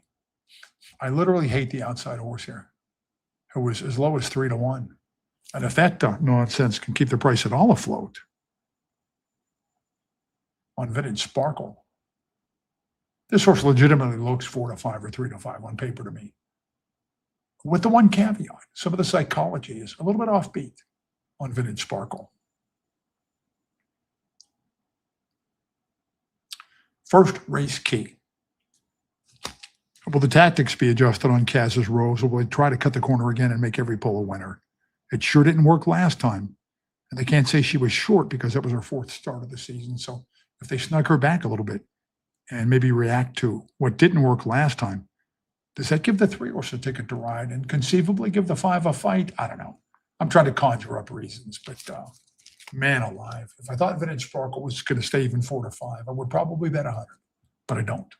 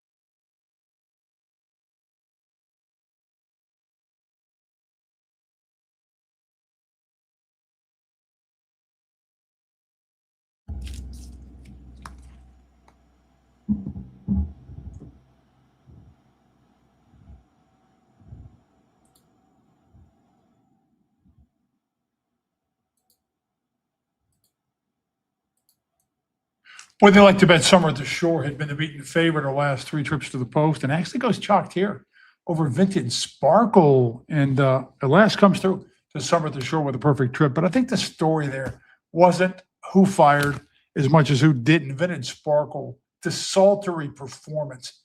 And the seeds of that, as I said before the race, let's entertain some possibilities, some reasons that Vintage Sparkle might not perform here. Very bizarre for a horse that Silva had made that kind of money with, for him to just pass the horse along to Julie Stansbury, probably for sure dough. And why in the world, if this mare is okay, after Stansbury gave her the winter off and part of the spring and summer, part of last fall, why in the world did she not waiver this horse from claim last time? Burning questions, and I think it's pretty obvious in the aftermath that they were valid questions because Vintage Sparkle, I really didn't perform at all there. I think the problem is physical issues there. I think that is really obvious, and you can rerun the tape. I'm not redboarding here with my commentary. I raised all these possibilities beforehand. Made a light bet on Vintage Sparkle, but I'm not surprised that she went out there and tanked and didn't perform. I'm not at all surprised that that occurred. I think maybe the word was out to the negative word on Vintage Sparkle. Otherwise, she was going to be the favorite there. And now we come to the ratings handicap, an optional claimer. They run for $4,000, or they have to fit the parameters of the ratings handicap here from 20 to 40 is the frame of reference here. And I put the numbers up on a crawl here, on my CNN crawl, my Fox News crawl.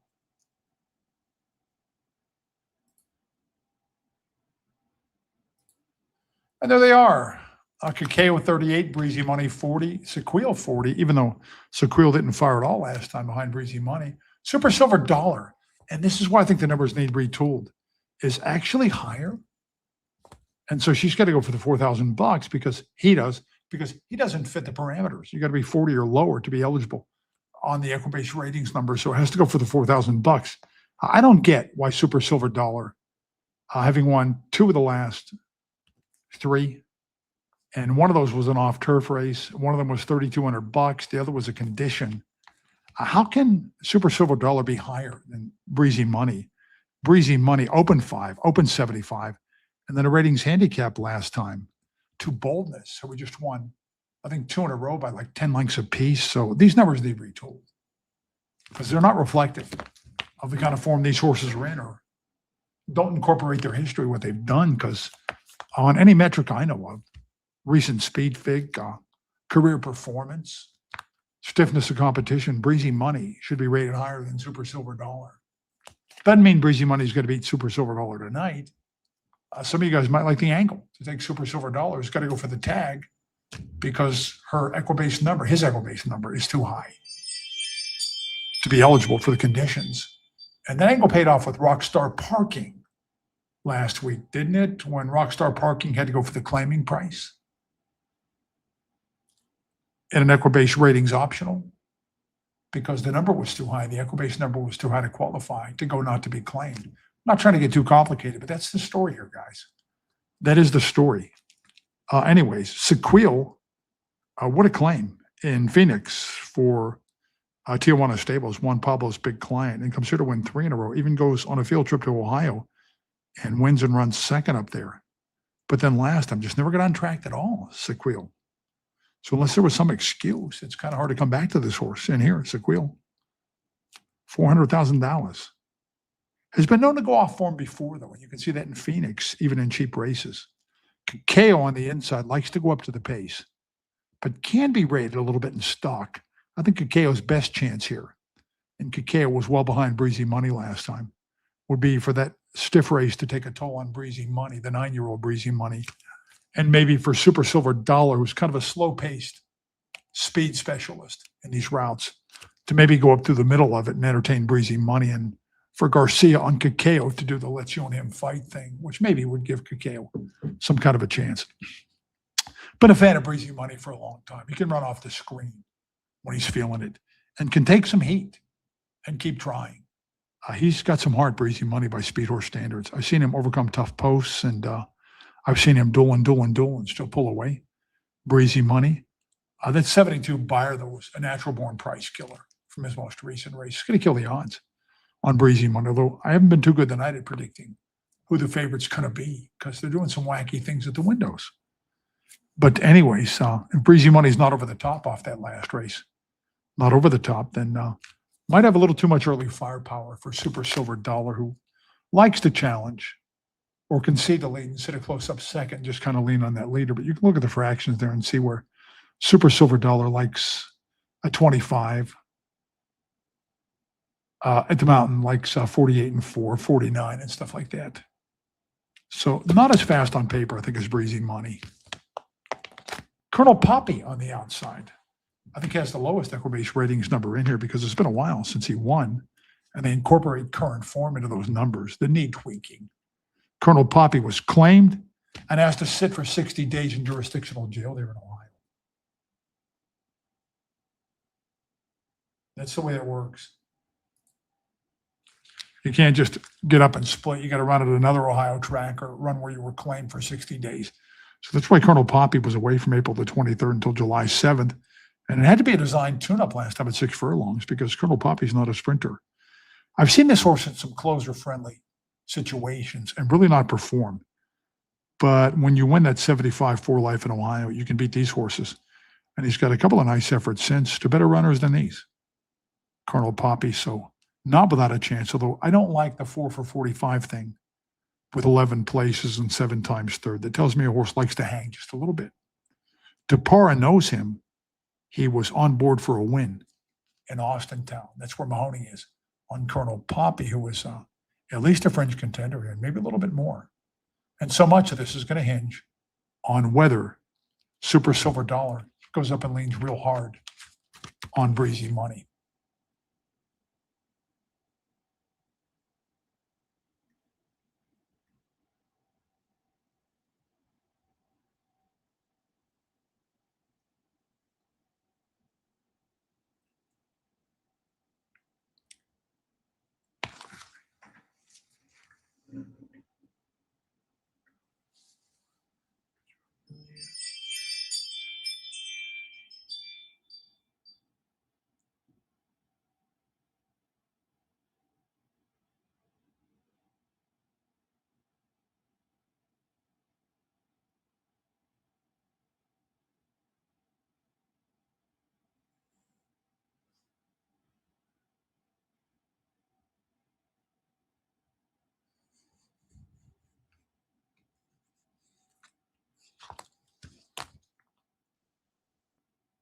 I don't know if that last race puts Breezy Money over the top or not. I'm almost penalizing him for a superlative performance, but at 9 to be involved in such a grueling photo finish. But again, he was in with a better horse than these in Boldness last time.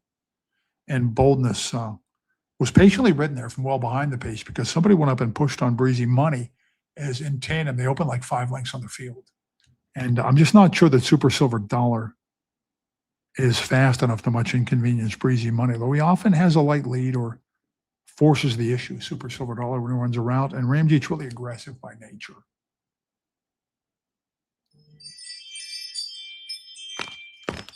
Somebody asked earlier if I know Vic Stouffer. Do I know Vic Stouffer? We've been friends for many, many years, Vic Stouffer and I. A lot of mutual respect there. Vic's a really sharp guy. He's been a steward. He's been a big-time agent. And Vic also was the race caller at Hollywood Park, legendary caller. Their final event was a caller at Gulfstream. He's done a lot in this game, man. And also has real chops in the real world in handicapping tournaments where you put up your own stash. He's won a fortune in those kind of tournaments. So a man to be respected with quite a resume in the world of horse racing, Vic Stouffer. And we're both big non-Brad Pitt looking bald guys, although Vic's better looking than I am. Anybody is. But we're both big bald guys who have compiled, I think it's fair to say, impressive resumes in thoroughbred racing. And yeah, I know Vic. I know him really well. And he got a bump deal at Oakland Park, too. Get out of here. Who the frick fires Vic Stouffer as race caller / on-air analyst? Are you kidding me?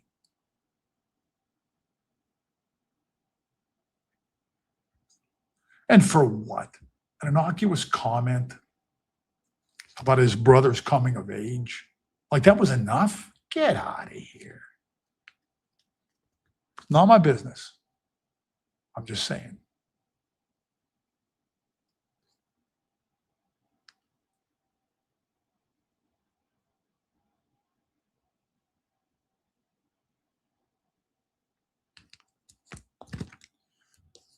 I think Super Silver Dollar might be a little bit overbet here at 5-2. I think the Pace Brigade, Breezy Money's likelier, but I think the one's got a chance from a stocking position and the 7 from out of it.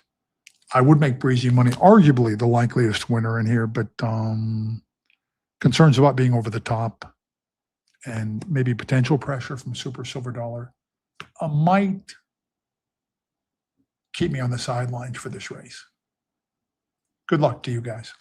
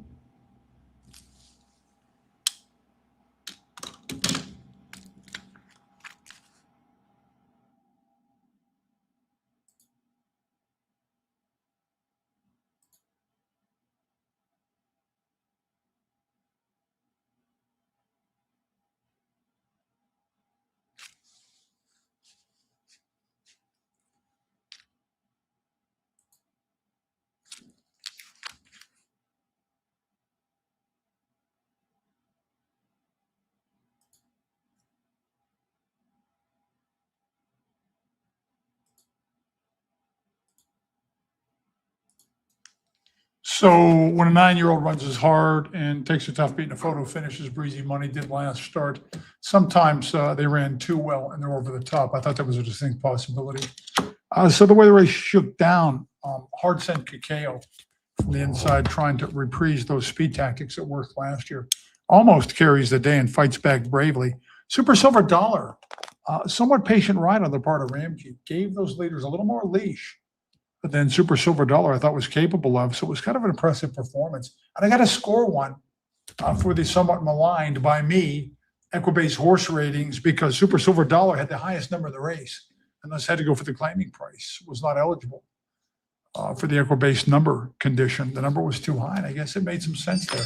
I scoffed at Super Silver Dollar's rating being higher than Breezy Money's, but it did pay off there. If you bet the highest number, then you collect it. My man did, Norman Williams. Lyrics to the tune of 920. He'll take it. Yeah, I'll bet you will, buddy.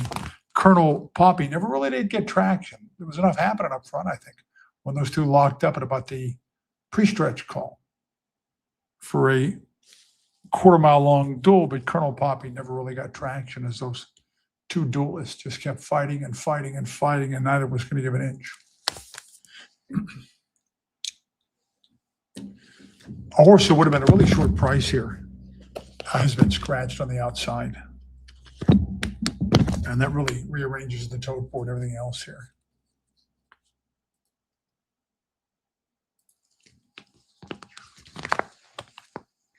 Yeah, that Jaybird thing would have been like 3 to 5 or something like that. And it gets scratched. I mean, that rearranges the board and opportunity knocks for somebody here, correct?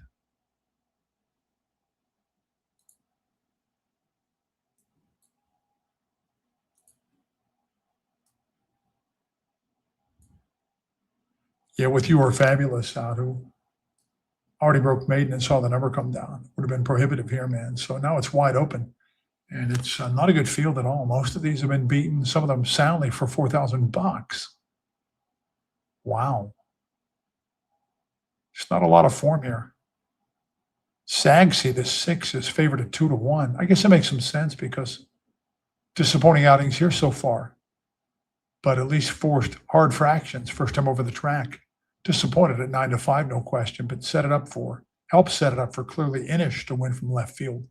And then comes back and just gives up the ghost again, does Sagsy. And the pace is not quite as stiff this time for Sagsy, who just hasn't run the same since coming up from Florida. Just has not, but I think they're hearkening back to that February form and figuring, okay, he's the only horse that's run halfway decent in his career, Sagsy. So that's the one the public wants right now. Also of interest on the board, in fact, he's favored is El Migdar, number 4. The dam only ran once, and El Migdar, I think, is the first foal for her by the mighty Curlin, who I cast a huge bet on when I used to bet with the Pinnacle offshore book and had a partner who made a lot of money.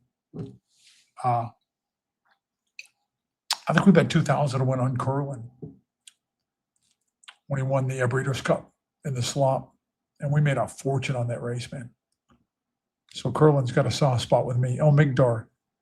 Greg Vines can be a little sneaky sometimes. Likes to get a price, not going to get one here. Wants to like this horse a little bit to go to Presque Isle and unveil El Migdar, who was almost warm on the board, considering Vines isn't exactly a household name up there.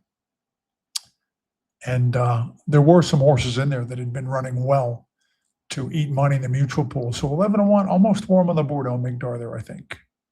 And Vines, I think, had won with another firster at Presque Isle a few weeks before that. So I think he was well met with El Migdar, who might have gotten a lot out of that because you can see where Vines is 1 for 2 with second-time starters. And, man, they can get a ton out of one synthetic effort. It's like we're 3 on dirt in terms of fitness, if not seasoning. So with little to beat here, if you read between the lines a little bit, this horse might be able to run enough to beat this bunch, El Migdar. You know, a horse that I can't completely dismiss here, and she is 12 to 1 is Lanito. And let me start from square one. Lanito last year had a lot of early foot and fired up in the mid-30s a couple of times to be in the money in maiden races here. Lanito, so it seemed like a horse that would break maiden at some point And when Lanito returned to the races on June 16th, I think earlier on the card, the same outfit had won a turf race with a returnee, which signaled to me that Lanito might be ready, might be likewise ready. Lanito took support too. They were 4-1 and did some funky number at the break and failed to show speed. So I'm thinking next time Lanito's going to be live. Lanito this time runs backwards, but only after being back on her heels at the break, kind of a strange ride, was not persevered with. Maybe she's not going to break anymore. Maybe that's the thing. But if her speed is still intact and the jock quit trying on her after she got caught back on her heels at the break last time, she could be a lot better than these two races look. She used to get the lead all the time. So what happened to her speed? Wouldn't be too tough to get the lead in here if she remembers she used to have speed, Lanito.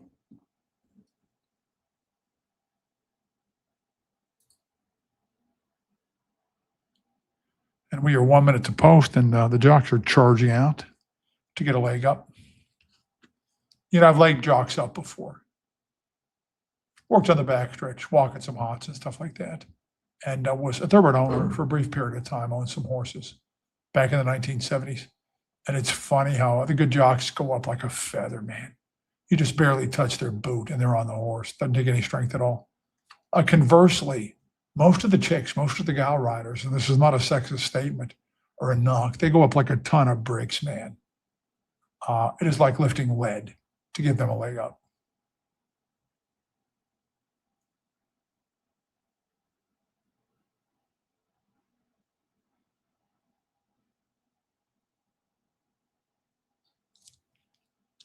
El Migdar is co-jock right now with Sagsy. If you bet Sagsy, is it on spec that Sagsy is better than either local effort? Are you hearkening back to that February Tampa form? Or might you be thinking that this field is so woeful by non-claiming standards that even that May 12th try would give Sagsy a square shot to win this? I think you'd be betting El Migdar in the IFCOM. But I do like some of the tea leaves there and the things they say about El Migdar.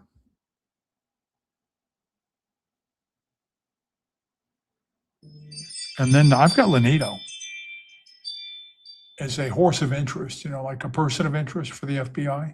Lanito is a horse of interest here for me. And that's probably insane. Incidentally, guys, I'm thinking about Tammy's Cruiser in the finale there. Not normally my kind of play, not normally my kind of form or my kind of private sale. But all that psychology, all those rules are out the window when it comes to King Clouston, who's back to business as usual. Bringing him in from Jamie Ness. And he's won so many races here with horses that look too good to be true, to be privately sold to the mountain from Jamie Ness. And that speed scratch to her immediate inside has got to help. It's got to raise her stock. Artamente coming out, correct?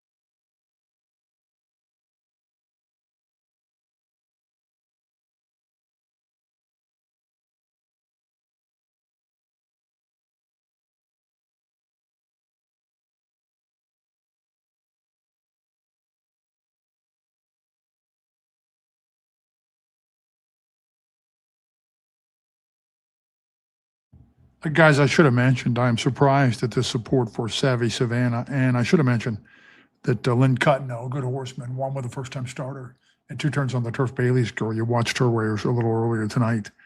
That was not a Harold Fullerton Montana bred, though, which is not necessarily a quick breed of horses. And this dam has dropped one other foal, and that thing's not even a thoroughbred. Gets to the wire when the rest of them are already back at the barn and cooled out. So I don't know. I think this is just what a bad field bet. Money being bet on number 5, Savvy Savannah here. Tough race to breed, though. And I guess I should not eliminate any possibility. And you never know. Smart money might carry the day here. But where is the smart money? Who figured to be bet anyways? And on whom might some of this money indicate inside knowledge? I think old Migdar was always going to get bet here. I think Zaxi was always going to get bet here. Savvy Savannah, I don't know if Savvy Savannah was supposed to be 7-2 here of that mediocre pedigree.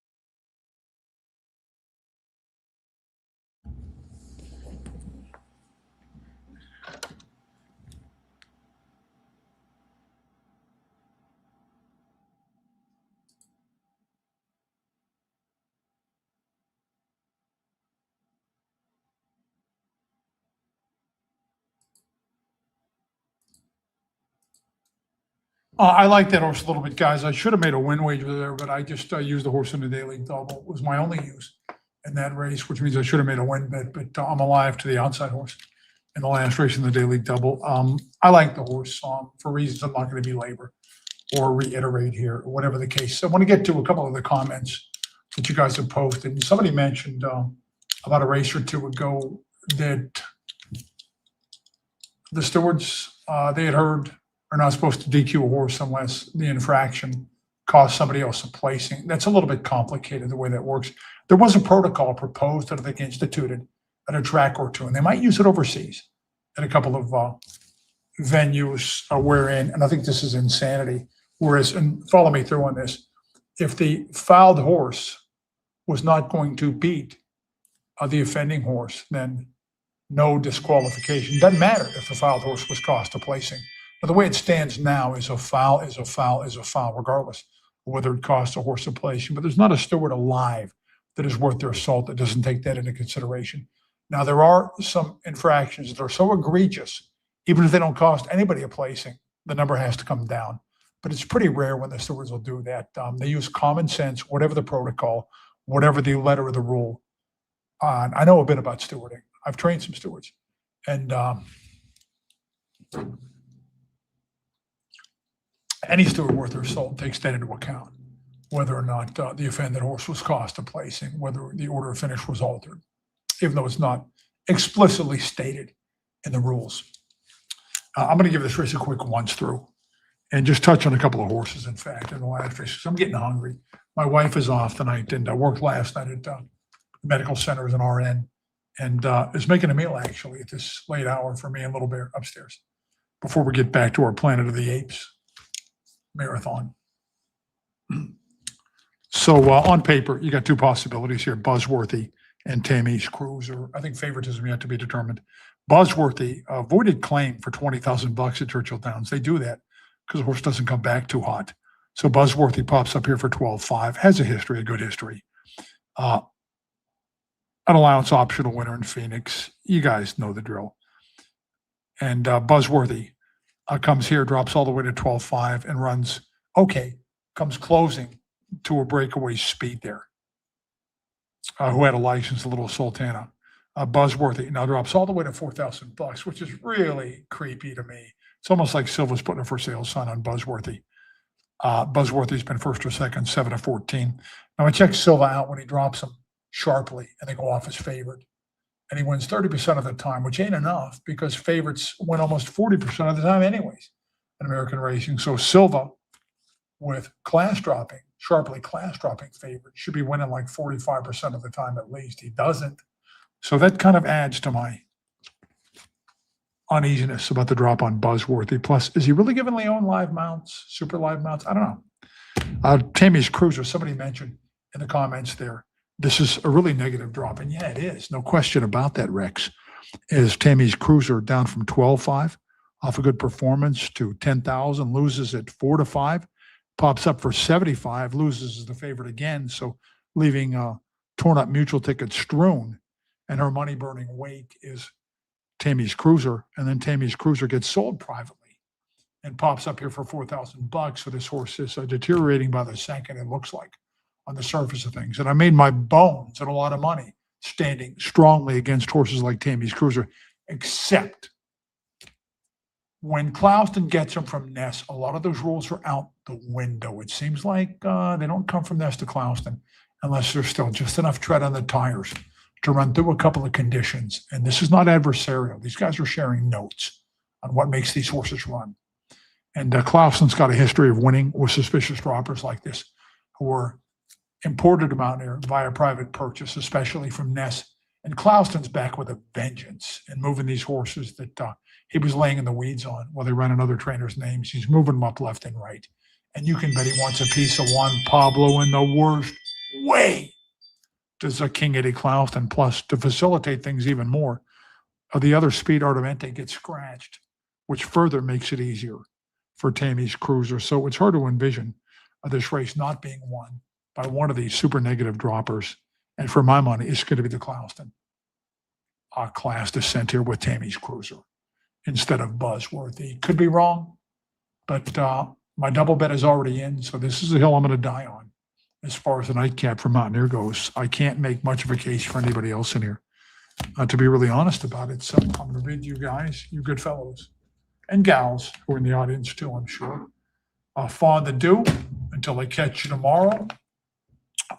Supposed to be some strong rains later tonight and tomorrow morning, so I would look them over for dirt, for whatever that's worth.